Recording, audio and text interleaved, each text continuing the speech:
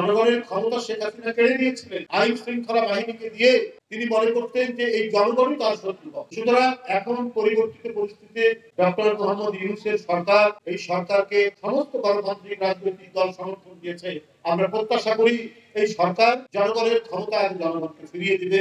জাতীয় সংসদের নির্বাচন, জাতীয় সংসদ নির্বাচন হচ্ছে রাজনৈতিক দল নির্বাচন করবে, এলাকায় এলাকায় সংসদ সদস্য প্রার্থী দেবে এবং যাদেরকে খুশি জনগণ তাদেরকে ভোট দিয়ে যে দল বেশি সিট পাবে, আসন পাবে, তারা সরকার হবে। এটা শেখ হাসিনার ক্ষেত্রে। সুতরাং জনগণের কাছে জনগণের ক্ষমতা ফিরিয়ে দিয়ে অবাধ নির্বাচনের দায়িত্ব পালন করা হচ্ছে ডক্টর ইউনূস সাহেবের সরকারের প্রধান দায়িত্ব। এখানে স্থানীয় সরকার নির্বাচন আগে করার কারণটা কি আমি জানি। এই কথাগুলো আসছে, এই ধরনের একটা সিদ্ধান্ত হয়েছে। তাহলে আমি আগেও বলছি, আপনারা কি তাহলে রাজনৈতিক দল যারা গণতন্ত্রের জন্য আন্দোলন করেছে, যাদেরকে দমন পীড়ন করেছে শেখ হাসিনা, তার প্রতি কি আপনাদের বিশ্বাস নেই যে রাজনৈতিক সরকারের অধীনে অবাধ সুষ্ঠু নির্বাচন হতে পারে? এটা দেখার জন্য তো আগে সরকার গঠন, জাতীয় সংসদ নির্বাচন করতে, আগে স্থানীয় সরকার নির্বাচন দিলে। তার মানে কি তারা বিশ্বাস করছেন না রাজনৈতিক দলের অধীনে যে দলকে জনগণ ভোট দিবে তাদের অধীনে সুষ্ঠু নির্বাচন হবে? তাহলে তো অবিশ্বাস থেকেই যায় যে অবিশ্বাস শেখ হাসিনা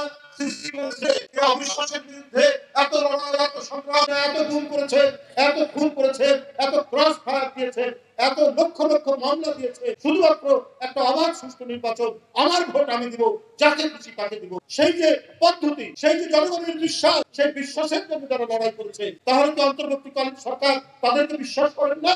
এই প্রশ্নটা চলে আসে। সুতরাং এই সরকারের উচিত সর্বাগ্রে জাতীয় সংসদ নির্বাচন দিয়ে গণতন্ত্রের যে যাত্রা, গণতন্ত্রটা এবং সংস্কার দুটোই হতে চলমান।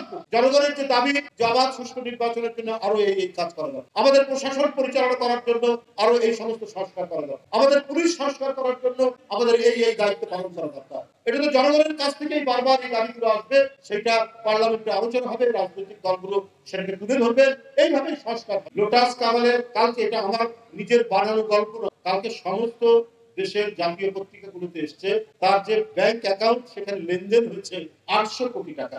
একজন মন্ত্রী থাকা অবস্থায় তার অ্যাকাউন্টে 800 কোটি টাকা লেনদেন হয় কি করে? এটা তো একটা বিস্ময়কর। এরা এভাবেই লোক, কি মন্ত্রী, কি এমপি, কি আওয়ামী লীগের লোক, আওয়ামী লীগের একজন ওয়ার্ড পর্যায়ে, ইউনিয়ন পর্যায়ের নেতারা দেখা গেছে সে কয়েক কোটি টাকা, হাজার কোটি টাকা পর্যন্ত পাচার করে তাদের কাজ। তো সেই পরিস্থিতি যাতে না, দেশ যাতে একটা সুষ্ঠু ধারায় চলে, সততার ধারায় চলে, সেই পদ্ধতি, সেই ধরনের সংস্কারগুলো সম্পন্ন করি আমাদের কাজ।